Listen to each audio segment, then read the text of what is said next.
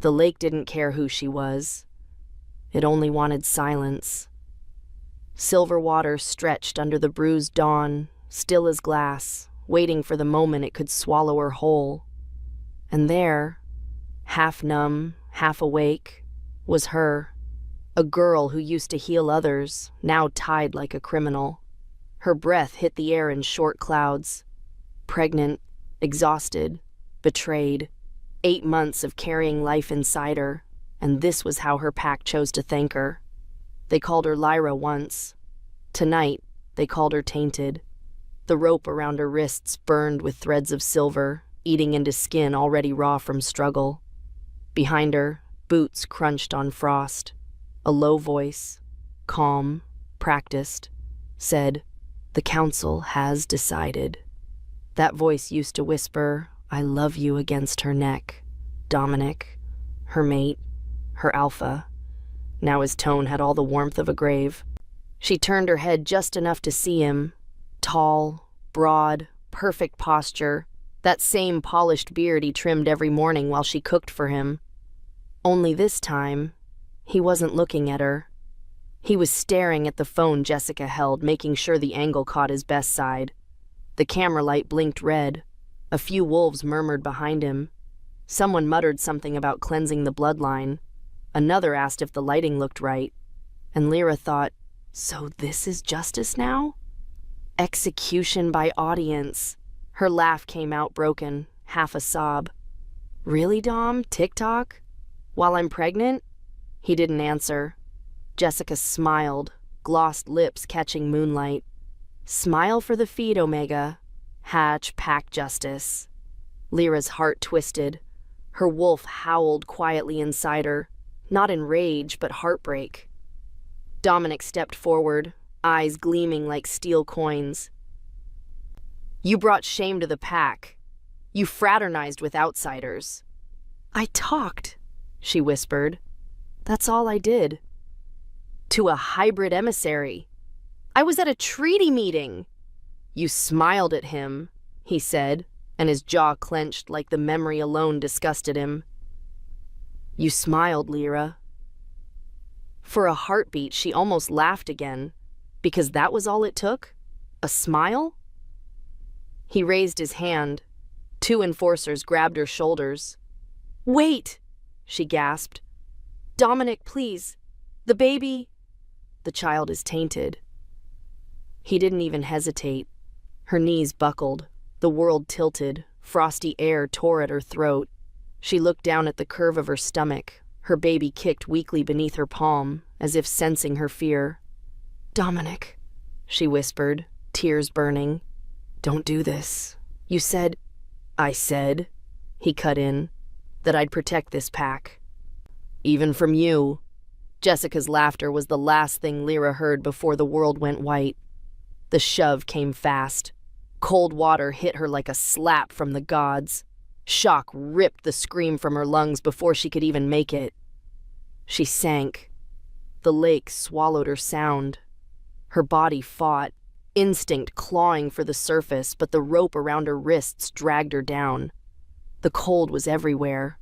Inside her, between her ribs, in her eyes. She kicked, useless. Her lungs screamed, and in that blur of bubbles and pain, she thought of her child. Not my baby. Please. Not my baby. Above her, through the rippling surface, the wolves looked small, distorted, almost human again. Dominic turned away. Her chest burned.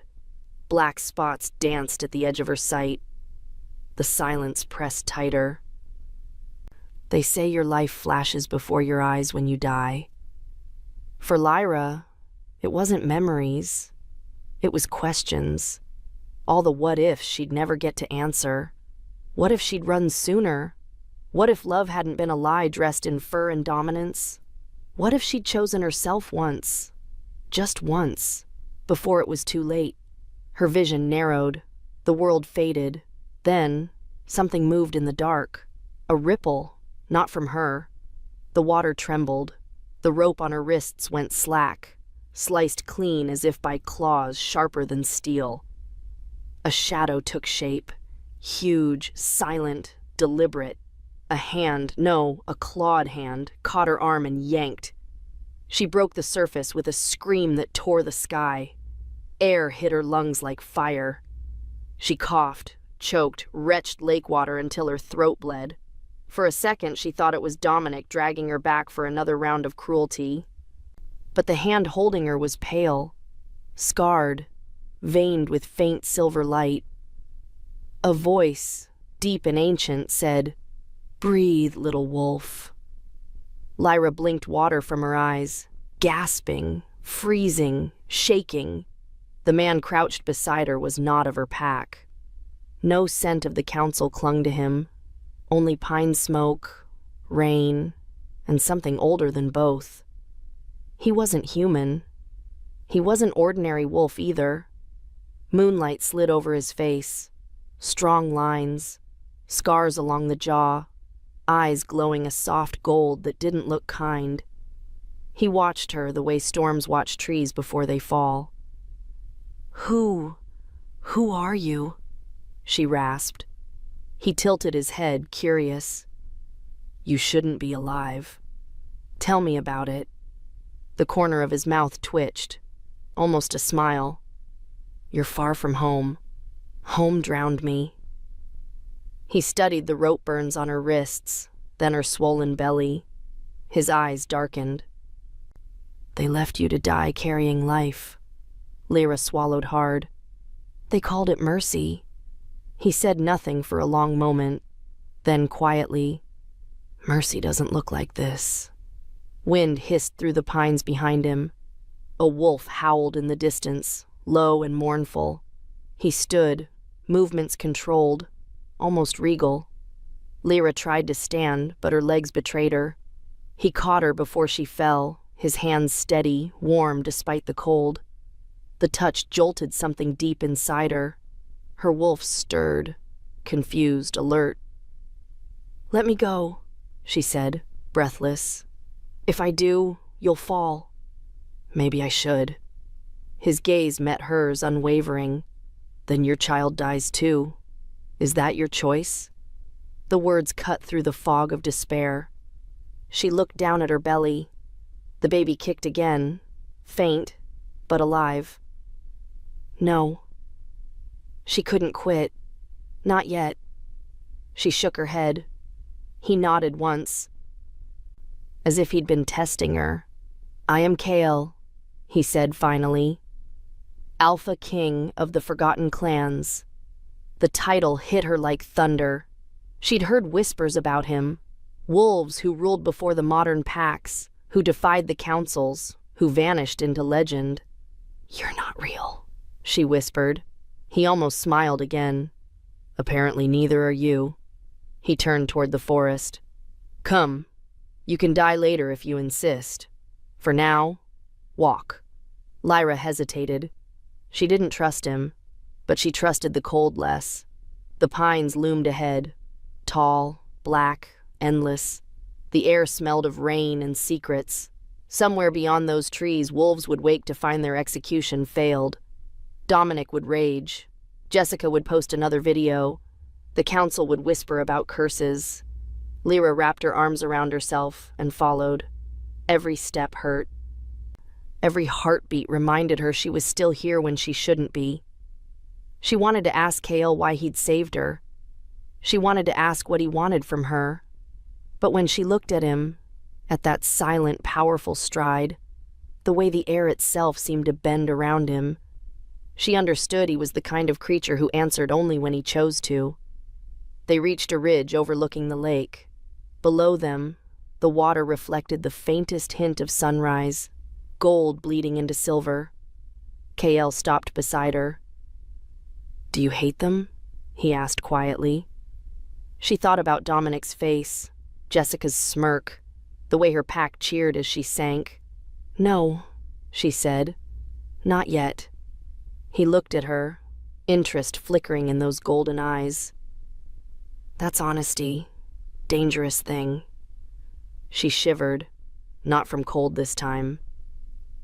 He took one last glance at the lake. "Let the world think you died tonight. It will make things easier. For who? For you. For your child. For whatever comes next. The forest seemed to listen, holding its breath. Lyra did too, because something in his tone said next wasn't safety. It was something much larger, darker, and far more complicated. And somehow, she already knew she wasn't walking away from it. If you felt this moment, Lyra gasping back to life, that chill between fear and fate, hit the like button, subscribe for the next chapter, and tell me in the comments where you're watching from. Your story with hers starts here. She woke up choking on silence. Not water, not fear, just silence. Too quiet. No howling. No counsel. No silver ropes biting her wrists. Just the hush of an old forest breathing around her. Her first thought, I'm still alive? Her second, the baby. She jerked up too fast. Her body wasn't ready. Her ribs screamed. Her lungs tightened. Her head spun. But her hands were free. She pressed them to her belly. Kick. Soft. Weak. But there. Relief hit her so hard it almost knocked her down again. She lay back, winded, blinking at a ceiling that wasn't a sky. Stone. Arched. Veined with moss and moonlight. The walls around her were smooth and cold, carved into a den that didn't feel like a den. It felt older. Sacred. Like a space wolves weren't allowed to talk about anymore. There were herbs burning in the corner. She recognized them. Moonroot and red sage. Rare. Healing. Powerful. Her body was warm. Her skin no longer stung. Even the silver burns had faded to pale pink scars. Someone had cared enough to treat her. But who? She froze. Him. Kale. The Alpha King. The ghost legend exile that even council elders feared speaking of. The one who pulled her from the lake like she weighed nothing. The one who said she was his problem now. Lyra sat up slowly, every breath sharp. Her instincts were alive now, awake. A tray waited beside the bed. Food, water, a folded blanket. The food was warm, the meat perfectly cooked. The water didn't smell of rust or blood. He hadn't kept her in chains. He hadn't demanded anything in return. He hadn't even spoken her name, which made her wonder, what kind of alpha doesn't need control? And what does a wolf like that want in return? She slid her legs over the side of the bed. Her toes brushed cool stone. Not concrete. Not tile. Stone. Natural. Unpolished. This wasn't a manor. This was a cave, shaped by time and lived in by something old. There were runes etched into the walls. Faint, ancient, humming beneath the surface like a heartbeat. Her wolf stirred inside her, unsettled. Not in fear, but in reverence. As if she'd stepped into a space the ancestors still watched. The fire cracked. Shadows shifted near the entrance. And then she heard him. Footsteps. Bare. Quiet. Too quiet. He walked like the forest did. No sound, no apology. Just presence. She braced herself. Kael stepped into the chamber like he'd been born in it, like this stone had been shaped around him. His dark hair was damp, his shirt undone. His chest bore old scars, the kind that told stories without ever needing words. He looked at her, but didn't speak. Not yet. She stood, wobbled. He didn't move to catch her, just watched. "You're awake," he said simply. "You keep rescuing me," she replied. Her voice rasping. "Is this a thing now?" A flicker of something passed across his face. Amusement, maybe. Hard to tell. "You look like someone who needed saving," he said. I didn't ask for it. Didn't say you did. They stared at each other. Neither blinked. Finally, she asked, Where am I? His eyes drifted to the fire. My territory. What's left of it. The council said the forgotten clans were wiped out. They lied. Of course they had. Lyra looked down at her belly again. The baby shifted. I need to leave, she said. They'll come looking for me. They think you're dead. Her breath caught. You're sure? I watched them walk away from your body. The weight of that hit differently. She wasn't just rejected anymore. She was gone. Officially. Buried in memory and hashtags. She felt sick and free all at once. Kale sat on the edge of a stone bench, folding his arms across his chest. Tell me, he said, why would a pack turn on their own pregnant Omega? Lyra opened her mouth, closed it. Where did she even begin? They said I smiled at the wrong wolf. He raised a brow. That's all? An emissary. From a hybrid pack. Someone saw us laugh together. Dominic, my mate, thought that was enough to declare the baby tainted. Kale's expression didn't change. But the air in the chamber did. The fire leaned toward him. The shadows stretched. Something unseen growled softly from beneath the stone. Lyra's voice cracked. I begged. For the baby's life. For mine. They called it mercy. No, Kale said. That was a purge.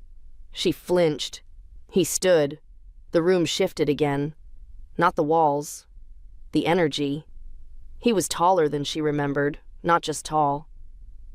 Commanding. In a way that wasn't loud or aggressive. Just final. She backed away a step.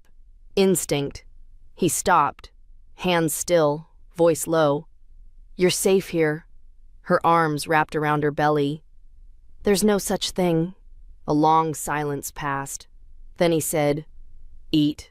Rest. Then we talk. I don't need your... You need something, he said. Because your world threw you away. And mine doesn't do that. Her eyes burned. Not because of him. Because he wasn't wrong. She sat on the edge of the bed, stared into the fire. You didn't tell me why, she said quietly. Why what? Why you saved me? He didn't answer right away. Then finally, because your child didn't cry. It howled. That's when she understood. He didn't pull her out because of pity. He did it because the baby, her baby, called to something ancient in him. And whatever it was, he answered. Lyra looked back at the fire, pulse ticking beneath her skin. Something was changing, inside her, around her. She wasn't just a survivor now. She was part of something much older than revenge, older than love. And whether she liked it or not, the forest wasn't finished with her yet. Somewhere beyond the cave, the first howl of the night rose. But it didn't come from any pack. It came from a place deeper, wilder, a voice the council had long tried to silence. Lyra lifted her head slowly and felt the answer stir in her bones. Something ancient had woken up, and it wasn't going back to sleep. She couldn't breathe. Not from fear this time. Not from drowning. This was different. Lyra jolted awake with her hand pressed hard against her belly, gasping, drenched in sweat, heart clawing at her ribs like it wanted out. The baby wasn't kicking. Not the way it had been. Not fluttering. Not stretching. It was shifting. Like something inside her was changing shape. And it wasn't just growing. It was awakening. She sat upright too fast. A sharp pain lanced down her side. Her body was burning. Not with fever, but with magic. She knew the difference. She'd been a healer before she'd been anything else. Before she'd been Dominic's mate. Before she'd been betrayed. Before she'd been drowned. This wasn't illness. This was transformation, and it was happening from the inside out. The room was dim, moonlight filtering through a stone vent in the ceiling. Shadows moved along the walls, soft, curling, breathing. She blinked. No, not breathing. Watching. Her hands trembled as she pulled the fur blanket off. Her skin was damp, but not from sweat. She was glowing. Faint silver lines shimmered across her arms, her belly. Not tattoos, not scars, marks. Like her skin was remembering something her mind hadn't caught up to yet. Her wolf whimpered inside her. And that's when she knew. This wasn't just the baby. It was her. Her blood. Her lineage. Her forgotten roots. They were waking up. Footsteps. She turned just as Kyle stepped through the arched doorway. Alert, shirtless, scars stark against his chest. His eyes went to her hands first, then her face, then her stomach. He didn't speak. She couldn't. Her throat was thick with panic and something else. Grief, maybe, or fear of what she was becoming. "Something's wrong," she whispered. He walked to her. No rush, but not slow either. Controlled, calculated. When he reached her, he dropped to one knee beside the bed, laid a hand near her belly, and stilled. Silence stretched between them. Then, his eyes flicked up, not alarmed, not afraid, focused. "She's not in pain," he said quietly. "She?" Lyra echoed. Kael's mouth twitched. "You didn't know?" She shook her head. "Dominic didn't want to." He said nothing. Of course Dominic didn't. The child was never about family to him, just optics, image, a reflection of himself. When that mirror cracked, he tossed her aside. Kael's fingers pressed lightly along the glowing marks. "She's not sick," he murmured. "She's responding to something old, something in your bloodline." "I don't have a bloodline," Lyra said. "My parents were healers. Low rank, Omega-born, forgettable." His eyes didn't leave hers. "No one with marks like these," he said, "is forgettable." She wanted to argue, but the mark said otherwise. She looked down at her arms. They shimmered like moonlight on still water. They pulsed when she breathed, when she felt. "When did they appear?" he asked. "I don't know. I woke up like this, burning. It felt like an awakening," he finished for her. She nodded slowly. Kael stood, pacing once, like something had just clicked into place inside his mind. "You were born during a blood moon," he said. "Weren't you?" Lyra blinked. "What does that have to do with—" "Answer me." She hesitated. "Yes. My mother said the midwives wouldn't even touch me. Said I came out howling." His jaw tensed. "And your pack? What did they say about your childhood?" "Nothing." Her voice went cold. "They acted like I didn't exist until Dominic marked me." Kael stared into the fire. "They weren't blind. They were afraid." Lyra's stomach flipped. "Of what?" He turned to her. His eyes burned gold. Not angry, not cruel, reverent. "Of what you are," he said, "and what you carry." The words sank like stones in her chest. She wanted to deny it, wanted to believe this was just trauma talking, a body reacting to stress, a wolf pushed too far. But she could feel it. In her bones, in her blood, in the way the forest listened now when she moved. "I don't want to be special," she whispered. "Doesn't matter," he said. "You were born marked. That can't be undone." The room darkened, not by clouds, by energy, and that's when Lyra noticed something. The fire wasn't crackling anymore. It was bowing toward her. The flames curved inward, flickering low, as if pulled by gravity, by her. Lyra's breath caught. She looked at KL. "What is happening to me?" "You're stepping into the blood you were denied." Her pulse thundered. "KL, you're not just a healer. You're a conduit." She stared. "A what?" "A wolf, whose line traces back to before the pacts. Before the council, before purity ruled the blood." He stepped closer. "You were meant to die," he said. "Because what you are, it changes everything." Lyra swayed. The fire surged again. A voice inside her wolf, howled once, long, low, and she felt something answer, not from outside, from within. The baby kicked, hard, her whole body jolted. Kale caught her before she fell. He held her gently this time, not like a warrior, not like a stranger, but like a king carrying something holy. "You're not alone anymore," he said, voice low in her ear.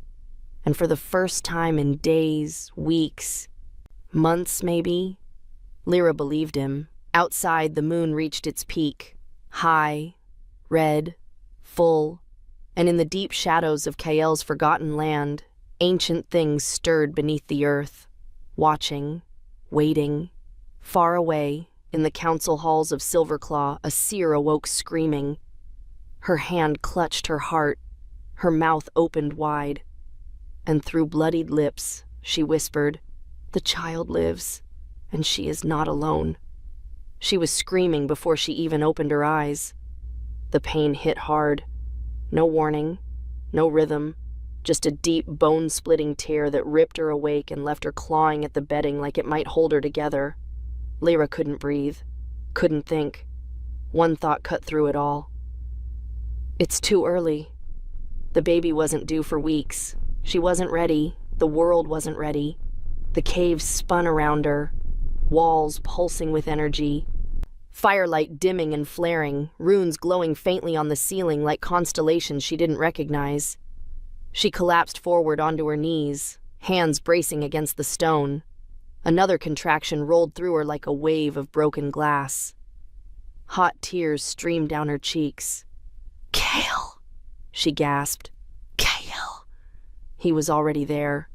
He stepped into the chamber without a word, cloak thrown over one shoulder, golden eyes blazing with focus. One look at her, and everything shifted. No hesitation, no panic. He crossed the space in 2 strides and knelt beside her. "She's coming," Lyra choked out.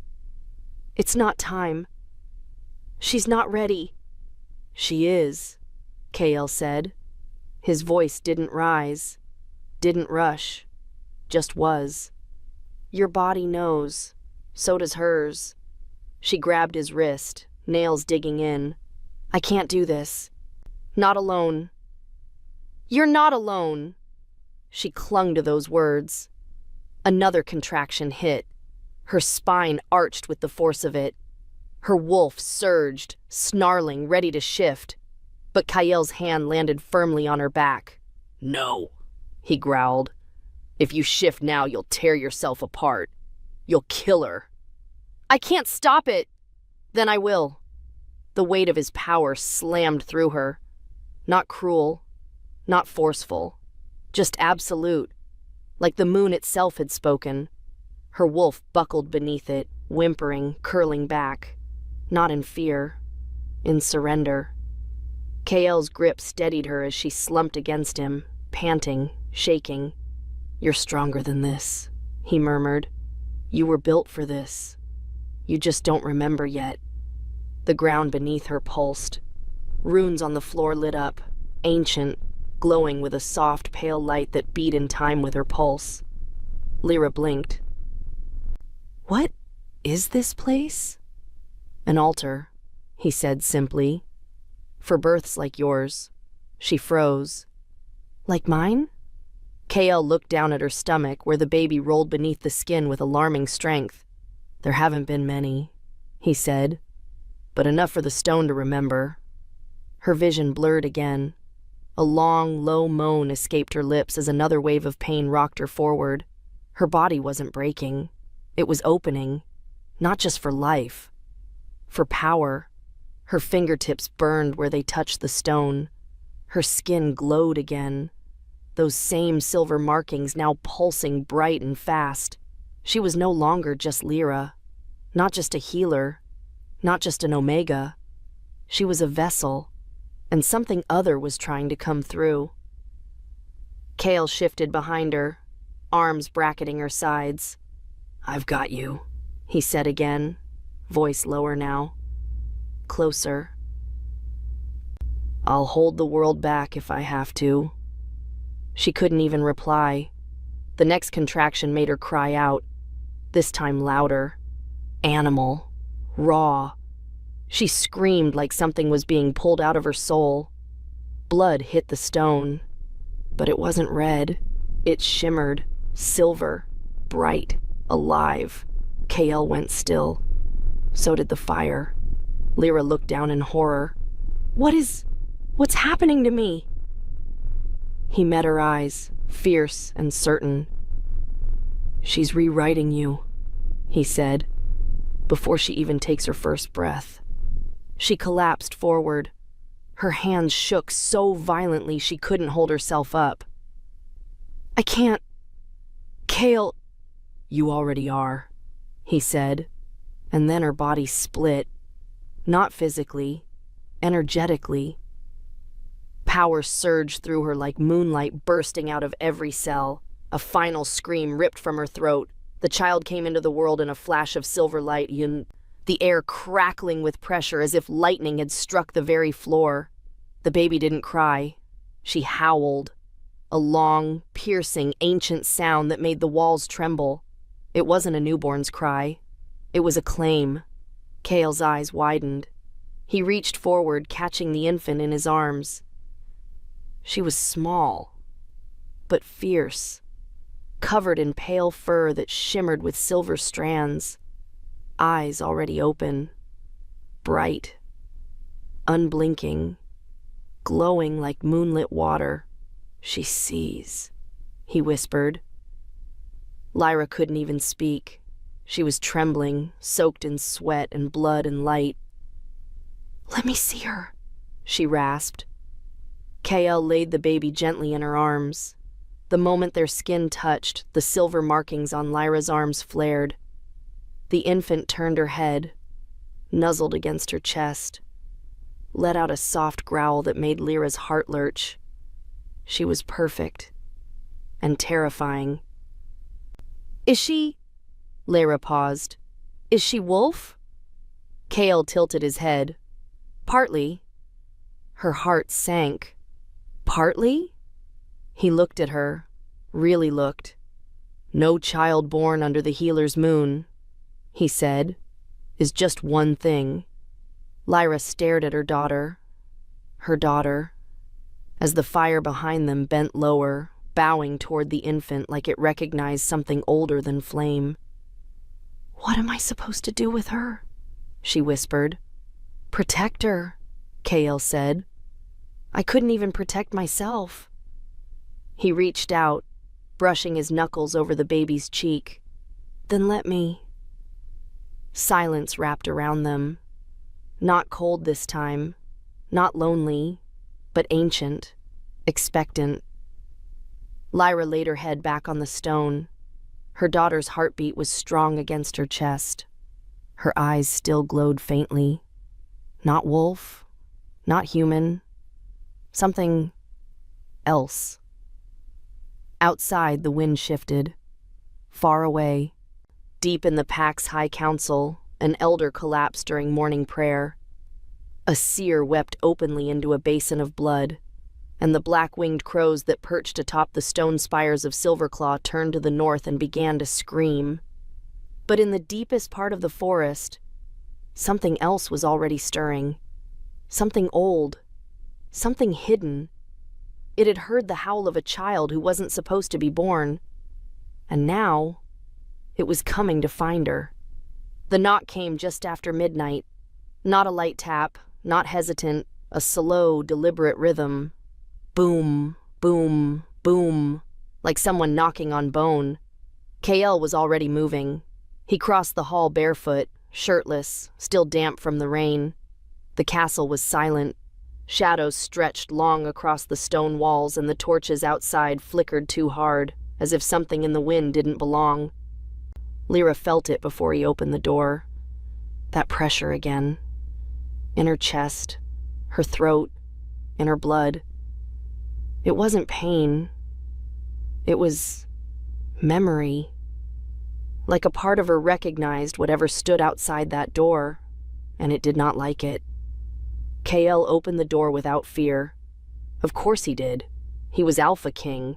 He feared nothing. But what stood on the other side? Even he blinked. A man. At least, shaped like one. Wrapped in a dark traveling cloak. Wet from the forest. Smelled like moss and rot and secrets. He didn't bow. Didn't speak.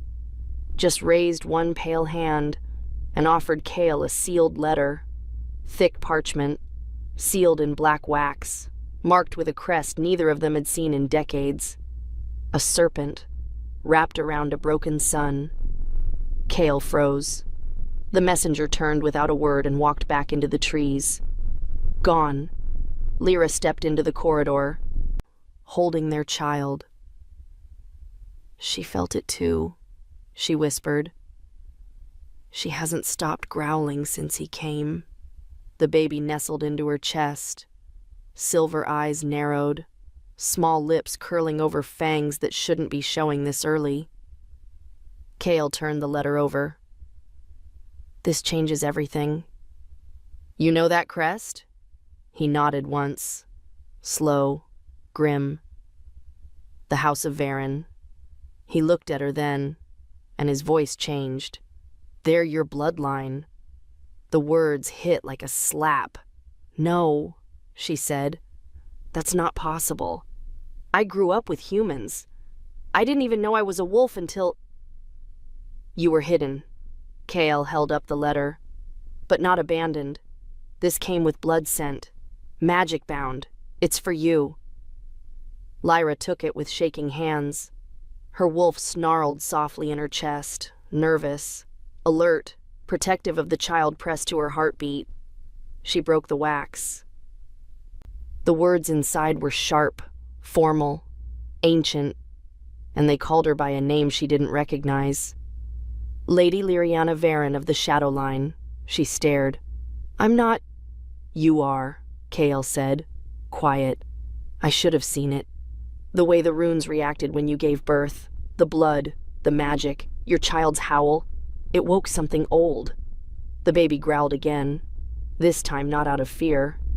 Her tiny head lifted. She stared at Kale with those piercing, unnatural eyes and bared her teeth. Kale exhaled. She's responding to the name, he said. She knows Varen. Lyra backed away. I don't want this. I didn't choose this. Why now? Kale stepped closer, calm, steady, but his eyes were blazing gold. Because the bloodline you carry was buried for a reason. And now that she's been born... He didn't finish the sentence. He didn't have to. Somewhere deep in the castle, a bell rang once. Low, distant, a warning. Kale turned on his heel and strode to the map table. This house, he muttered, pointing to the northern mountain range. The Varen seat is here, forgotten by most, destroyed by the old council. Or so we thought. Lyra stepped forward, heart pounding. Destroyed? Why? Kale's jaw clenched. Because they weren't just wolves. The silence rang out like thunder. Lyra looked down at her daughter. So small. So perfect. So wrong in all the right ways. What are we? She asked. Kale didn't answer. Instead, he pointed at the child. She's the answer. The torches blew out, every single one. The shadows in the corners deepened, folded, shifted. A whisper slid through the cracks in the stone. Something old, something that hadn't spoken aloud in centuries. And it said a name, not hers, not Kale's. "Mother." Lyra stumbled back, her breath caught. The baby cooed softly and whispered the same word in return. "Mother." It wasn't mimicry. It was a recognition. Kale stepped in front of them, power swirling around him like smoke. "Whatever's coming," he said, "was waiting for her to be born. And now it's waking up." Lyra held the baby tighter. "Then we kill it." "No." His voice dropped. "We find out what it wants first. Because if it's calling her mother," his hand brushed the child's hair, "then she's not just prophecy. She's the one who started it." Far away in the north, under layers of stone and ice and forgotten names, something began to open. A door, sealed by blood magic, by a woman long dead. The seal cracked, whispers filled the void. And something stepped through the threshold, whispering one word, "Lyriana." The castle doors didn't open. They bled. The moment Lyra stepped onto Varen land, the stones wept black water. It ran in slow, steady rivulets from the carvings in the archway. Old wolves with jagged teeth, serpents swallowing moons, a crown snapped in two. Her boots stuck to the earth like it didn't want her to leave. Kyle had offered to come with her. Of course he had. But this was blood-bound territory, and only blood could walk it. So here she was, alone, with her daughter pressed to her chest in a carrier made of enchanted leather. Ward runes whispered softly across its seams. The child hadn't made a sound since they crossed the last ridge. She was watching, wide-eyed, alert, silver gold irises glowing faintly even in the dying light. Like she remembered this place, and was waiting for it to remember her. 10 minutes in, Lyra was ready to turn back. The path disappeared behind her. Literally, what had been trees and gravel was now just mist, heavy, breathing. The child hummed softly under her breath. It wasn't fear. It was lullaby. And that was somehow worse. Because who teaches a baby a song for a forest that shouldn't exist? "Lyriana." The voice came from nowhere, everywhere. The trees bent as it passed. Old, feminine, not human. Lyra didn't stop walking, didn't speak. She knew better than to answer a voice in a cursed forest, even if it used her name, even if it sounded just like her own. She found the ancestral throne room buried beneath the keep. It wasn't a grand hall. No stained glass, no gold, just roots, wrapping every inch of the walls. A long stone seat carved from black marble, empty, bones scattered at its feet, some wolf, some not. The air buzzed with quiet, like it was waiting for someone to break it. The baby let out a sigh, lifted her head. Lyra followed her gaze. There, at the far end of the chamber, an altar, and above it, carved in iron script, "We birth queens, not wives." Lyra stepped closer. The words were in her blood, her bones. She didn't need to be told what they meant. The Varen line had never bent to a mate, never submitted. They ruled, and they paid for it, with fire, silver, and betrayal. The elders had buried the bloodline, hidden the daughters, scattered them among humans, until only one remained, until she was born, until Lyra's child came screaming into the world under a blood moon and reawakened everything they tried to kill. She touched the altar. It recognized her. Magic surged under her skin, wild, cold, hungry. Symbols ignited on the stone, marks that matched the birthmark behind her daughter's left ear. A spiral of thorns, a serpent, a crown. And then the visions came.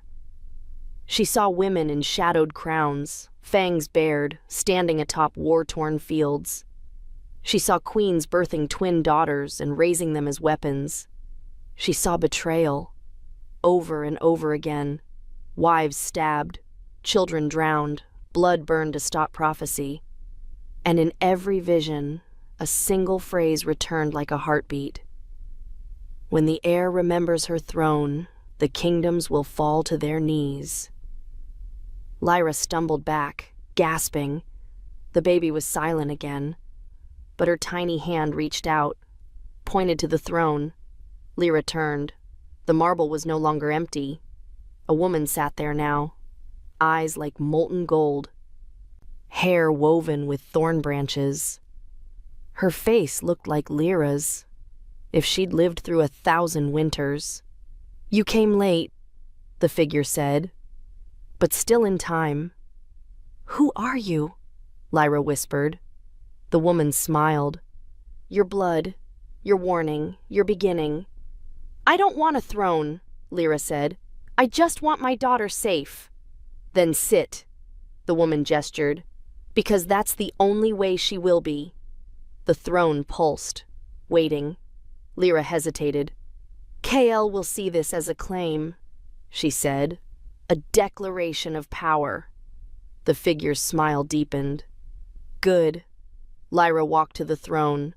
Her steps echoed like thunder, or memory. The baby purred, literally purred. Wolf and something else stirring inside her. Lyra sat, and the room trembled. Roots cracked open the floor. The torches lit themselves. The iron words above the altar bled molten gold. "The queen is named. The bloodline lives." Far away, Kale felt it. His lungs locked. His mark, the one that bound him to Lyra, seared with heat. He dropped to one knee. Not in pain, but in reverence. Because he didn't just feel her power awaken, he felt it outgrow his. Back on the throne, Lyra's heartbeat slowed. The vision woman faded, whispering, "You were never meant to serve beside a king. You were meant to replace one, the king who could not kneel." The scent of scorched earth still clung to her skin. Lyra stood at the edge of the broken marble steps, heart pounding in her throat, staring down at the man who had ruled half the realm with a hand stained in wolf blood. And he wasn't kneeling. Kael Varen, Alpha King of the Northern Dominion, and the one man who had once made entire war tribunals fall silent with a glance, was just standing there, unmoving, unspeaking, unblinking. His arms were folded behind his back, posture regal, that massive storm-dark wolf lurking just beneath the surface of his golden gaze. It would have been easier if he'd laughed at her, mocked her, attacked her. But silence? That was worse. She could still taste iron in her mouth. Not blood, but memory. The silvered rope burns on her wrists had barely faded. The child in her belly had just begun to stir again, like a flickering flame trying to stay lit. And now, this standoff in front of a throne she never asked for. "Say something," Lyra whispered. It came out hoarse. A beat of silence. Then Kael's voice. Velvet and blade sharp. "You think you've won something." It wasn't a question. It wasn't admiration. It was the beginning of a reckoning. She didn't flinch. Not when he moved closer. Not when the guards behind her tensed. Not even when the crown that had once sat on his head, now lying at her feet, caught the light like it wanted to remind them both whose legacy it carried. "This isn't about winning," she said. "This is survival. You saw what they did to me." Kael's jaw flexed. Just a twitch, but she caught it. His gaze dipped, just for a second, to her belly. And in that fraction of a moment, something ancient shifted in the room. Not rage, not pity, recognition. Because whether he liked it or not, the unborn life inside her now bound them both, not by law, not by politics, but by something deeper, something primal, blood. Power. A threat. "You don't belong here." The words were quiet, measured, like Kael wasn't entirely sure if he was saying them for her or for himself. Lyra stepped down one marble stair, just one, and still, he didn't move. "Neither did I belong in that lake." She held his gaze now, refusing to let it go. "But your wolves put me there anyway." A muscle ticked in his cheek. That was the first time she'd seen him actually react. Kael Varen, the unbroken king, was unraveling, not loudly, not visibly, but from the inside out, and maybe, just maybe, she was starting to understand why. The truth was, Kael hadn't ordered her death. The Varen Council had. The same bloodthirsty elders who whispered about lineage and purity and tradition while bathing in the blood of girls like her. But he'd let it happen. He'd turned away. Refused to intervene. And now here she was, alive, furious, and carrying a child whose existence defied everything he believed in. "You should have finished it." Lyra's voice shook now, not with fear, with fury. "You should have drowned me yourself, instead of letting your little council dogs do it for you." Another step down, another breath stolen from the air. Kael didn't answer. But his eyes, God's, those eyes, they weren't cold anymore. They were burning. With regret? With guilt? She couldn't tell. But she wasn't done. Not even close. "You can either stand there and pretend your hands are clean," Lyra hissed, "or you can look at me, really look at me. Look at what you left behind." She took his hand, pressed it, without asking, against her belly, and waited as his touch stilled. Waited as something beneath his skin flickered like thunder trying to remember how to be rain. The child kicked, just once, enough to shift the air between them, enough to remind them both that this wasn't just a confrontation. It was a crossroads, and Kael Varen had never looked more lost. "What do you want from me?" he asked finally, voice low and wrecked. She didn't have an answer, not one she trusted herself to say aloud. Because how could she tell him that she didn't know what she wanted? Not from him, not from this throne, not even from this future she'd been forced to fight for? "I don't want your pity." Her hand dropped. His fell away. "But I'll take your loyalty. And if you can't give me that, King..." Her voice cut like ice. "Then get out of my sight before I start to wonder whether I should have stayed dead." He stepped back. For the first time, Kael, the unmovable, unshaken, unbreakable Alpha King, stepped away from power. And when he finally spoke again, the words were a breath more than a threat. "You're not the only one they marked for death." Lyra's heart slowed. The weight of his sentence landed like thunder in her chest. She opened her mouth, but he was already turning away. And as the cold night wind swept through the shattered halls of the Varen Palace, a new question lingered in the air. If the Alpha King had been a puppet, then who exactly was pulling the strings? The crown was missing again. Not stolen, not hidden, just left. Sitting on the cracked stone of the war room table, like even it didn't want to bear the weight of what was coming. Kael Varen stood over it, jaw clenched, hands braced on either side like if he just pressed hard enough, the past would rewrite itself. It wouldn't. Not tonight. Not after what he'd remembered. Not after the name that had clawed its way back into his mind. Alina. A name the council made him forget. A name that, until Lyra, had belonged to the only Omega he'd ever dared love. She'd died, burned, erased, so they could make him clean, so they could make him king. "Kael," Lyra's voice was soft behind him, but not timid, never timid. She'd learned how to speak like she meant it. She'd learned how to speak like someone who was tired of being silenced. He didn't turn. He didn't have to. Why didn't you tell me? She asked. Her voice didn't accuse. It ached. That they did this to you too? There were words he could have said, excuses, explanations, maybe even lies, but he gave her the truth instead, because they made me believe she deserved it. His throat tightened, and for a long time I did too. The silence between them sharpened. Then Lyra walked forward, slow, purposeful, and reached past him, not for his hand, but for the crown. Her fingers curled around it like it was a weapon, and maybe it was. You were a victim, she said, but they made you into something worse, a survivor who stopped saving anyone but himself. That cut deep, but it wasn't meant to wound, it was meant to wake. The war was no longer hypothetical. The Varen Council had declared the child she carried an abomination, a threat.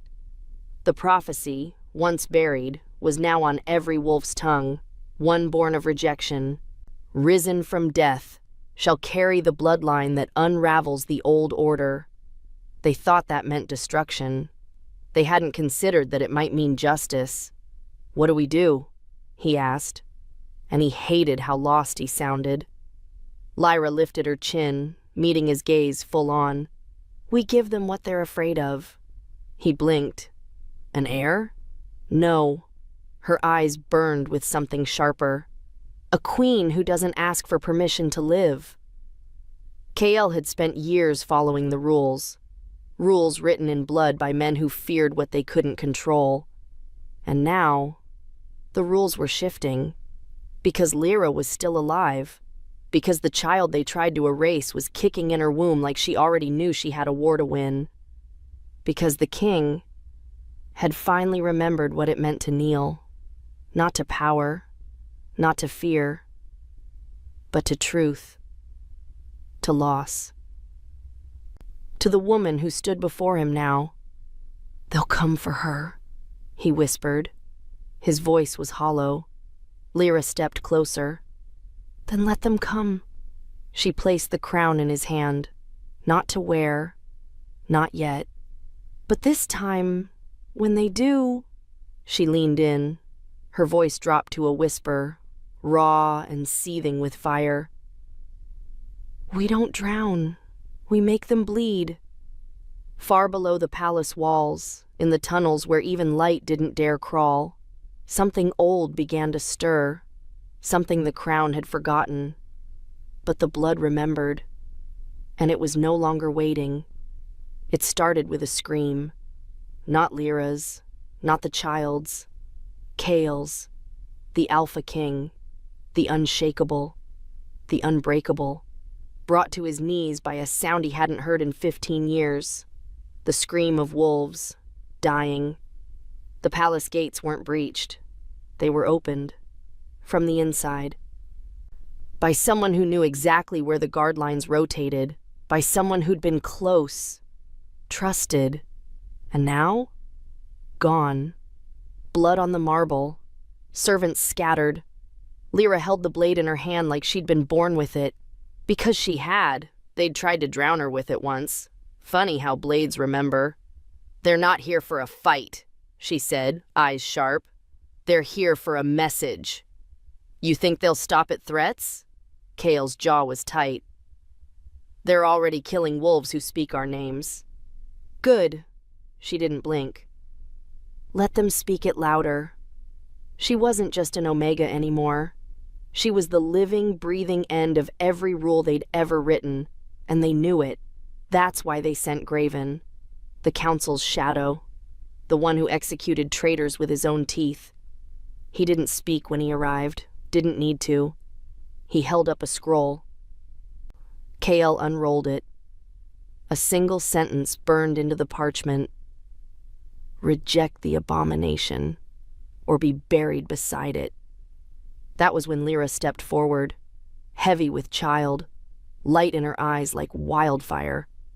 She took the scroll, tore it in half, and dropped it in the fire pit. Let me show you where they buried me, she said softly, and why I didn't stay dead. 2 hours later, they were back at the lake, the same one she'd nearly died in. the same one that tried to become her grave. She knelt beside it, touched the water, closed her eyes. "This is where it ends," she whispered, "or where it truly begins." KL stood behind her, armor on, blade strapped to his back. "If we cross this line, we already did." She opened her eyes. There were wolves in the trees, watching, waiting, some from her old pack, some from others that had cast her out. Cast her kind out. They weren't enemies anymore. They were orphans of a broken order. And tonight, they wanted a mother, not a queen, not a killer, someone who bled like they did and stood back up anyway. "What happens if I die tonight?" Lyra asked. Kale's voice didn't flinch. "Then I burn the world." A howl split the sky. Not challenge, not war, an oath. More followed. 6, 9, 12, then 50. Omega, Beta, Alpha, all howling under a moon that should have turned away. But didn't, because the moon finally remembered her. Then something cracked. Not from the sky, from her, from within. Lyra dropped to one knee, hands pressed to the ground. The child was coming. Not in weeks. Now. The water rippled beside her, glowing faintly silver, and wolves backed away like they could feel it too. The birth of the new order. "We have to move," KL said. "They'll strike now. They'll sense the pain." Lyra gritted her teeth, sweat slicking her brow. "Then let them." She looked up. "Let them come see what they buried." Behind them, shadows moved. Graven stepped forward, his eyes pitch black, his claws already blooded. He raised a single hand, and the army of the old guard emerged behind him. Every pack that had sworn loyalty to the crown before Kale took it, every name that signed her death. And then the contractions started. Kale grabbed her, held her upright.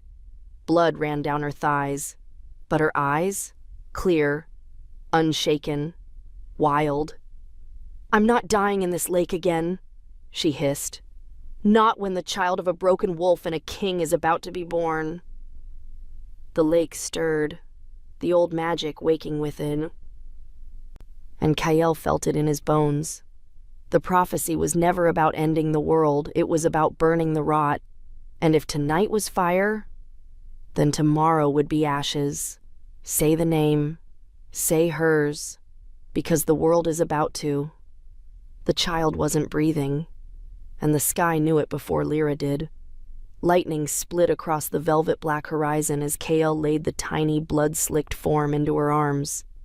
Still, too still, his warmth already leaving her skin, her sun, her storm, born into silence. "Noah!" she choked, her voice cracking like wet glass. "No, no, please! He was supposed to cry. He was supposed to scream." Her wolf pushed at her chest, wild with fear. But the world stayed silent, except for the thunder that began to roll across the Varan mountains like grief itself had a heartbeat. Kael knelt beside her, his hand trembling against the curve of the newborn's cheek. "He's not gone," he whispered. "He can't be." He wasn't pleading. He was daring the gods to try him. Lyra's hands pressed over the small chest. No beat, no breath. Just stillness. She should have shifted, should have howled, should have lost herself in the madness of a mother's mourning.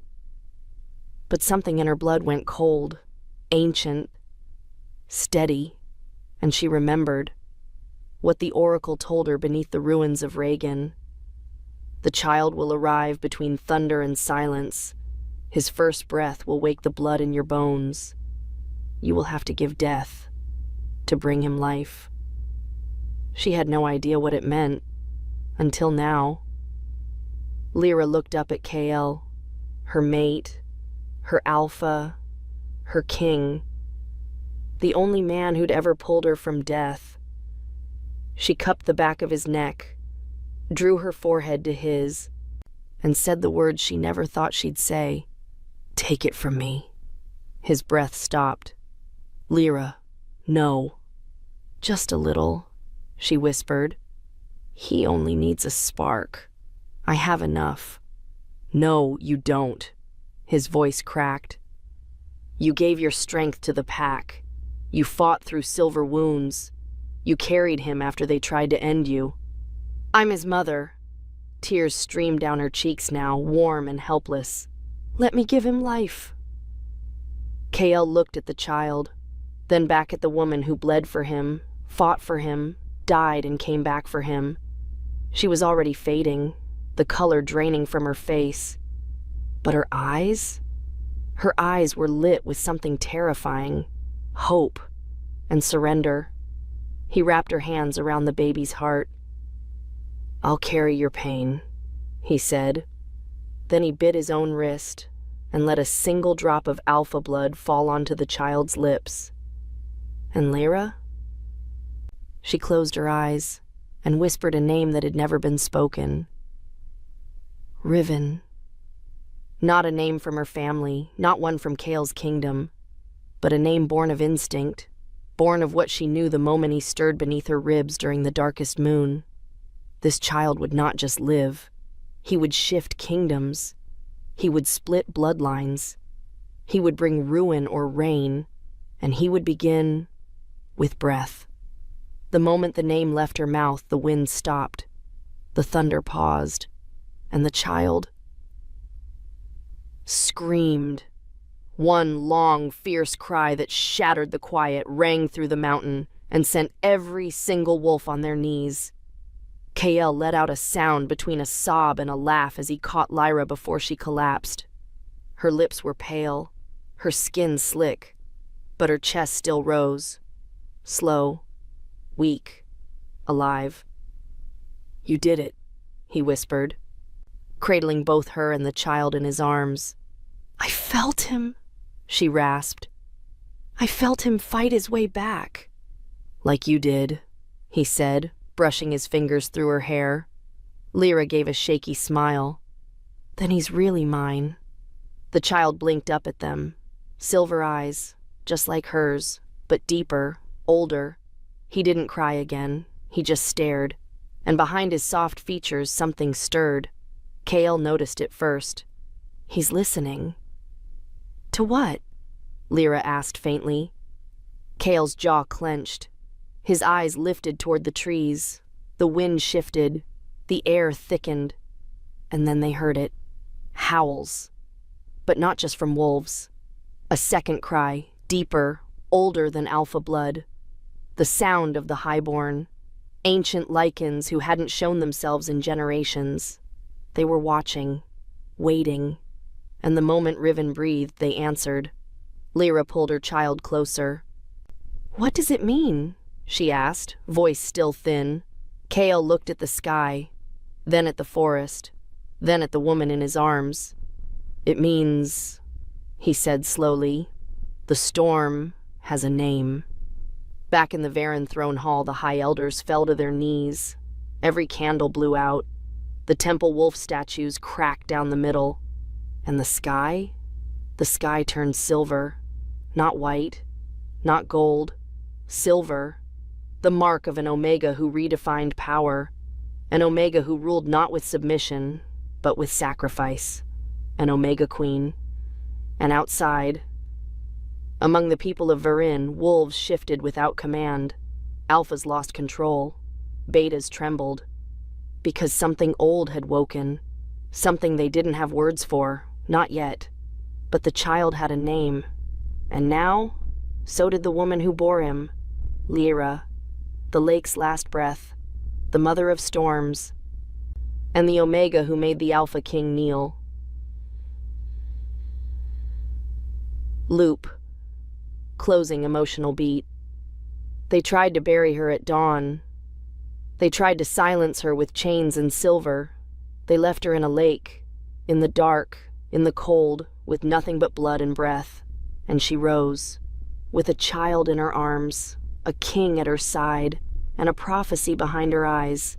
The world doesn't know it yet, but it just lost control.